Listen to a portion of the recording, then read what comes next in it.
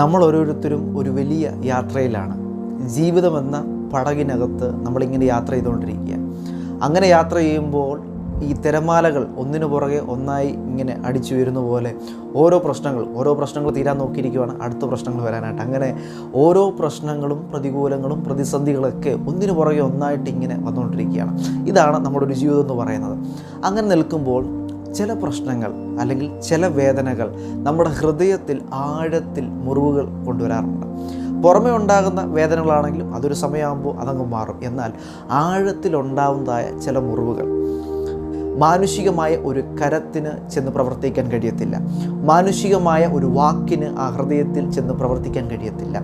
ഇന്ന് ഈ സന്ദേശം ഞാൻ നിങ്ങളോട് കൈമാറുമ്പോൾ ഇന്ന് ഈ വീഡിയോ കാണുന്ന പലരും പല വിഷയത്തിൻ്റെ നടുവിൽ ഹൃദയത്തിൽ ചില മുറിവുകൾ ഉണ്ടായിട്ട് ആ മുറിവിൽ നിന്ന് ചിലരോട് പെരുമാറുന്നവരുണ്ട്.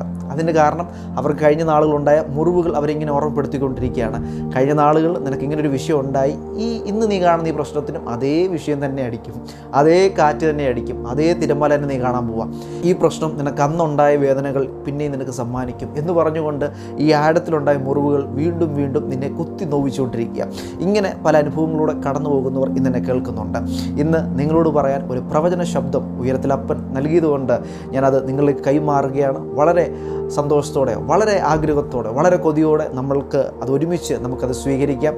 ഒരു ഭാഗം നമുക്ക് ചിന്തിക്കാം. നമുക്കേവർക്കും സുപരിചിതമായ ഒരു ഭാഗമാണ് മർക്കോസ് സുവിശേഷം 1-ാം അധ്യായം അതിൻ്റെ 40 മുതൽ 42 വരെയുള്ള വാക്യങ്ങൾ. അവിടെ ഇപ്രകാരം കാണുന്നു: ഒരു കുഷ്ഠരോഗി അവൻ്റെ അടുക്കൽ വന്ന് മുട്ടുകുത്തി, നിനക്ക് മനസ്സുണ്ടെങ്കിൽ എന്നെ ശുദ്ധമാക്കുവാൻ കഴിയും എന്ന് അപേക്ഷിച്ചു.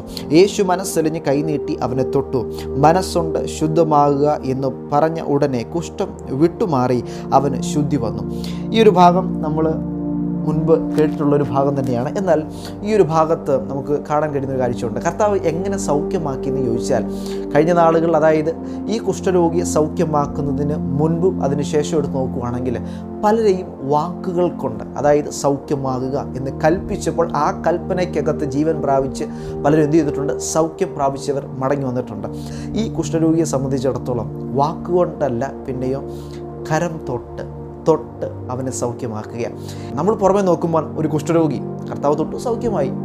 എന്നാൽ ആ വ്യക്തിയുടെ ആ ഹൃദയത്തിലേക്ക് നോക്കുമ്പോൾ അവൻ്റെ ഹൃദയത്തിൽ കഴിഞ്ഞ നാളുകളുണ്ടായ ആഴത്തിലുണ്ടായ ചില മുറിവുകളുണ്ട്. ഒന്ന് മാത്രം ഞാൻ പറയാം. കർത്താവ് ഒരു വാക്ക് പറഞ്ഞു, അവൻ സൗഖ്യമായെന്നിരിക്കട്ടെ. അങ്ങനെ അവൻ സൗഖ്യമായിട്ട് അവനിങ്ങനെ പുറത്തു വരുന്ന സമയത്ത് ഇത് കാണുന്ന ആളുകൾ എന്ത് ചെയ്യത്തില്ല? അവന് നാളെയാണെങ്കിലും അവൻ അതേ കണ്ണിൽ, കഴിഞ്ഞ നാളുകൾ ഏത് കണ്ണുകൊണ്ട് കണ്ടോ അതേ കണ്ണുകൊണ്ട് തന്നെ കാണും. അവൻ കുഷ്ഠരോഗിയാണ്, പൂർണ്ണമായിട്ട് സൗഖ്യം കണ്ടെന്ന് ആരറിഞ്ഞു?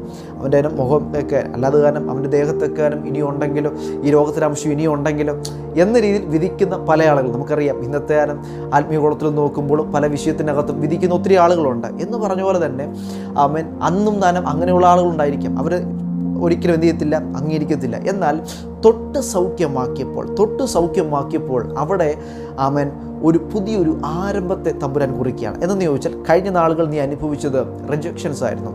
പലരും നിന്നെ അംഗീകരിക്കാതെ മാറ്റി നിർത്തിയ അനുഭവങ്ങൾ, പലയിടത്തും നിനക്ക് സ്ഥാനമില്ലാതെ മാറ്റി നിർത്തിയ അനുഭവങ്ങൾ, ഒരു വേദി പോലും നിനക്ക് കിട്ടാത്ത അനുഭവങ്ങൾ. എന്നാൽ ഈ ഒരു സ്പർശനത്തിനകത്ത് ഒരു പുതിയൊരു തുടക്കം അവൻ്റെ ലൈഫിനകത്ത് ദൈവം ചെയ്യുകയാണ്. എന്താണെന്ന് ചോദിച്ചാൽ, ഇനിയും നാളെ മുതൽ പലരും അവനെ അംഗീകരിക്കും, പലരും അവനെ ചേർത്ത് പിടിക്കും. അതിനൊരു അടയാളമാണ് ഈ സ്പർശനം. അപ്പോൾ ഈ ഒരു സ്പർശനം എന്ന് പറയുമ്പോൾ രോഗം മാത്രമല്ല, അവൻ്റെ ഉള്ളിലുള്ള ചില ചോദ്യചിഹ്നങ്ങളുണ്ടായിരുന്നു. ചില ചോദ്യചിഹ്നങ്ങൾ എന്താണ് ചോദ്യചിഹ്നങ്ങൾ എന്ന് ചോദിച്ചാൽ, എന്ന് എൻ്റെ സ്ഥിതി മാറും, എന്ന് ആളുകൾ എന്നെ അംഗീകരിക്കും, എന്ന് എൻ്റെ പാളയത്തിന് പുറത്താക്കിയ അനുഭവത്തിൽ നിന്ന് എൻ്റെ ഭവനത്തിൽ എന്നെനിക്ക് കയറാൻ കഴിയും, എന്നെ സഭക്കാർ എന്നെ അംഗീകരിക്കും, എന്നെനിക്കൊരു സാക്ഷ്യം പറയാനായി കഴിയും. ഇങ്ങനെ വിവിധ ചോദ്യചിഹ്നങ്ങൾ ആരുടെ ഉള്ളിലുണ്ടായിരിക്കാം? ഈ കുഷ്ഠരോഗിയുടെ ഉള്ളിലുണ്ടായിരിക്കാം. എന്നാൽ ഈ ഒരു സ്പർശനത്തിനകത്ത് അവൻ്റെ സകല ചോദ്യചിഹ്നങ്ങളും ഉടഞ്ഞുകൊണ്ട് ഒരു ഉത്തരം അവന് ലഭിക്കാനിടയായി തീർന്നു. എൻ്റെ സ്ഥിതിയെ മാറ്റുന്ന ഒരു യഹോവയുണ്ടെന്ന്, എൻ്റെ സ്ഥിതിയെ, എൻ്റെ അവസ്ഥയെ അറിഞ്ഞ് എനിക്ക് വേണ്ടി പ്രവർത്തിക്കുന്ന ഒരു യഹോവയുണ്ടെന്ന് ആ വ്യക്തി തിരിച്ചറിയാനിടയായി തീർന്നു. അങ്ങനെയെങ്കിൽ ആ ഒരു സ്പർശനത്തിനകത്ത് രോഗം മാത്രമല്ല, അവൻ്റെ ഉള്ളിലുണ്ടായ ചില മുറിവുകളുണ്ടായിരുന്നു. മറ്റുള്ളവർ അവനിൽ നിന്ന് മാറി നടക്കുമ്പോൾ ഉള്ളിലൊരു വേദന, ഉള്ളിലൊന്ന് കുത്തുന്ന പോലെ ഒരു വേദന.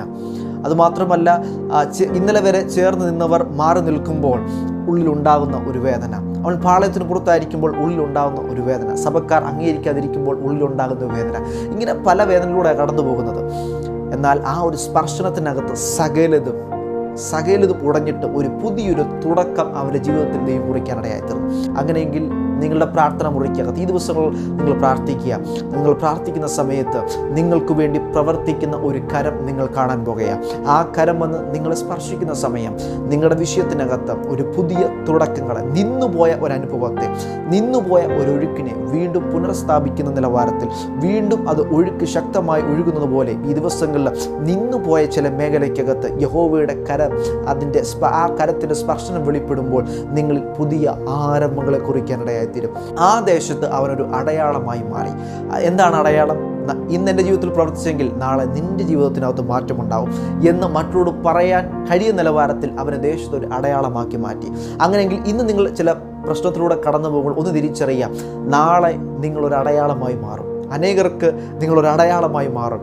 എൻ്റെ ജീവിതത്തിൽ പ്രവർത്തിച്ച ദൈവം നിങ്ങളുടെ ലൈഫിനകത്തും തിരിവുകളെ കൊണ്ടുവരും എന്ന് ആമേൻ തല ഉയർത്തി പറയുന്ന നിലവാരത്തിൽ നിങ്ങളുടെ ജീവിതത്തിനകത്ത് ആ കരത്തിൻ്റെ സ്പർശനം നിങ്ങൾ അനുഭവിക്കാൻ പോകുകയാണ്.